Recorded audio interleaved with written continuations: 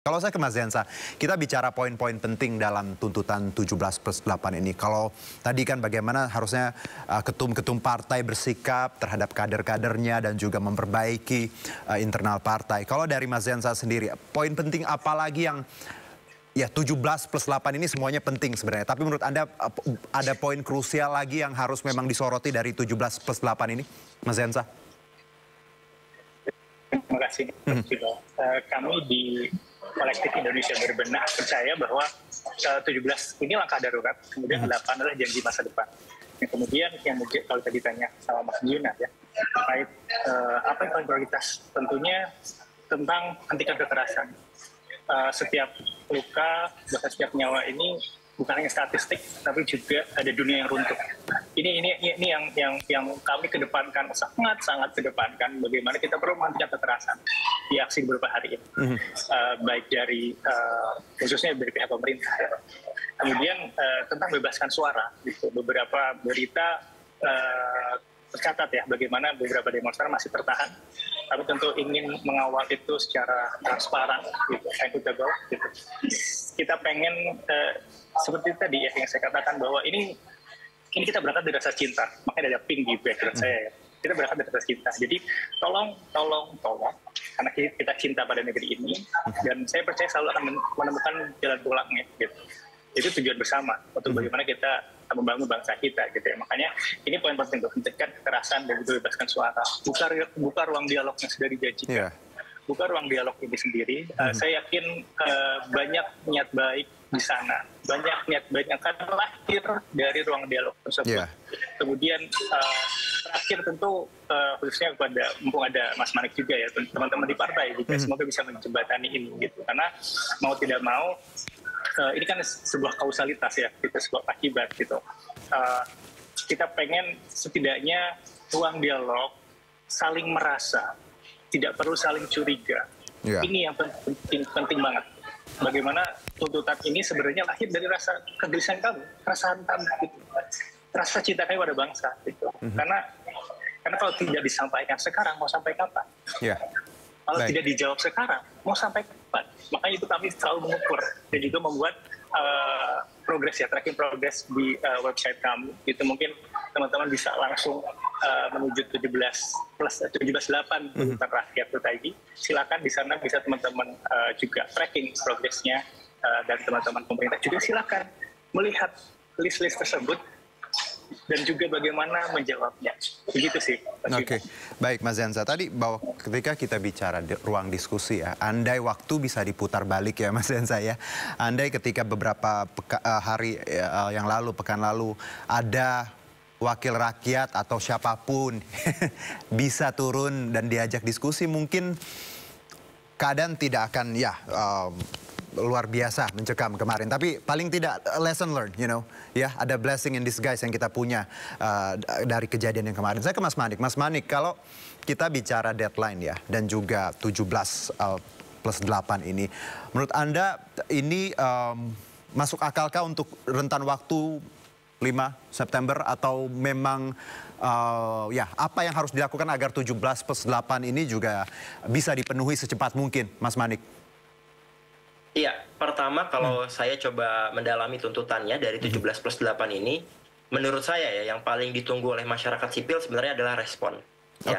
Jadi respon ini harus bisa dikelola dengan baik. Yang tadi saya sampaikan bahwa komunikasi publik yang dikeluarkan oleh pemerintah maupun anggota dewan haruslah yang kemudian menyejukkan, bukan justru malah menambah intens gitu ya konfliknya dari masyarakat. Nah ini yang menurut kami sebenarnya bisa dilakukan, dan respon ini kan bisa melalui dengan intensi begitu.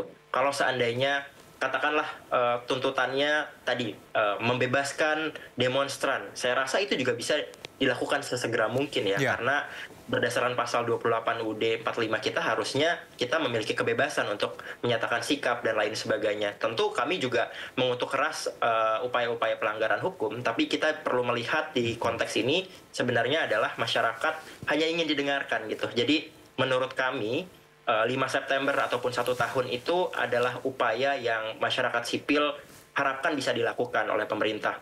Ibaratnya selesai nggak selesai direspon gitu, selesai nggak selesai dikumpulkan, ibaratnya kayak gitu ya. Jadi skripsinya itu ya. yang ditunggu. Seperti itu gitu ya, kan itu PR ya, selesai nggak selesai dikumpulkan.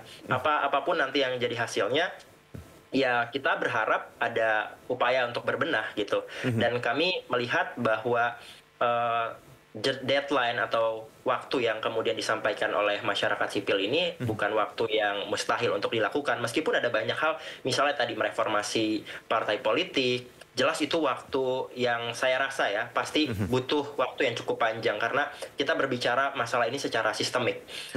Ini bukan sekali dua kali, Bang Juno. Kalau saya ingat di tahun 2019 kita pun juga mengalami demonstrasi besar-besaran seperti ini, begitu ya. Kemudian ada upaya represi dari aparat dan lain sebagainya. Ini menunjukkan pola. Dan kalau pola ini berulang setiap tahunnya, artinya kita tidak belajar gitu.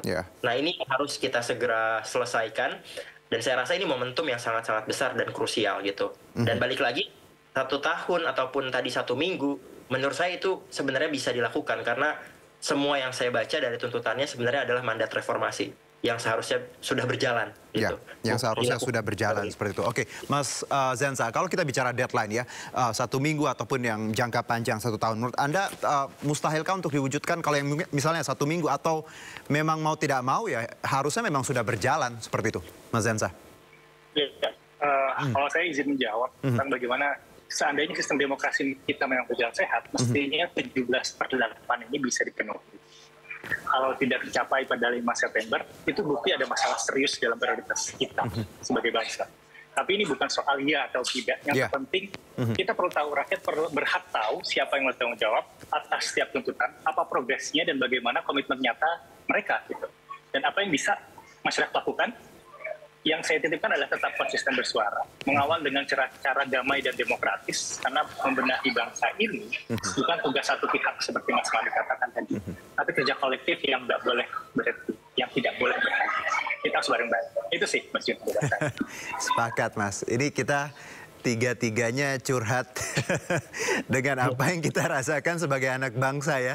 Saya paham pasti Mas Manik, Mas Zenza beberapa hari ini perasaannya campur aduk ya. Ada sedihnya, ada bahagianya ya, ada juga optimisnya. Tapi tadi sama-sama berjuang dengan jalannya masing-masing. Saya ke Mas Manik, pertanyaan terakhir Mas Manik sebelum kita tutup. Kalau kita apresiasi sekali bagaimana Mas Manik ya, anak muda yang ada di politik ya, dan Perindo juga dengan langkah nyatanya. Kedepannya Mas Manik, apa yang Anda harapkan dan juga Perindo melihat bahwa progres perjuangan kita dan harus seperti apa kita maintain-nya? Ya, saya sebenarnya cukup sederhana saja bahwa masyarakat tetap harus kritis. Masyarakat bahkan berhak untuk terus skeptis kepada partai politik. Tapi kembali lagi, berikan juga kami kesempatan, karena selama ini kami belum pernah mendapatkan kesempatan untuk kemudian ada di antara Senayan itu gitu ya. Terlepas dari pilihan politik dari teman-teman semua, kami merasa bahwa siapapun yang kemudian mengambil langkah konkret untuk segera melakukan perbaikan dan berbenah diri, maka mereka kemudian juga perlu mendapatkan perhatian dari publik gitu sih. Jadi saya meyakini bahwa ini baru start perjalanannya gitu ya, yang kemudian kita harus sama-sama kawal, karena ini juga menjadi tantangan buat masyarakat Indonesia. Katanya kita itu punya short term memory gitu ya. Sekarang lagi panas nih, tapi mungkin 4 tahun lagi ketika pemilu, orang yang kita pilih orang yang sama ternyata gitu, yang membuat kita marah sebenarnya. Nah ini menurut saya harus dijadikan sebagai sebuah pembelajaran bahwa kita harus memberikan insentif pada orang-orang atau institusi yang kemudian mau berbenah, dan memberikan disinsentif kepada orang-orang ataupun institusi yang ternyata tidak mau berbenah, bahkan lebih arogan. Gitu aja sih. Oke, satu ke Mas Zenza. Mas Zenza, bahwa kita lihat progresnya ada seperti itu ya, dan ya pemerintah berbenah seperti itu, dan banyak harapan kita. Kalau dari Mas Zenza sendiri melihatnya ke depan apa yang harus kita lakukan sebagai generasi muda agar ya ini terus berjalan seperti ini, on track gitu. Tadi jangan salah jalan.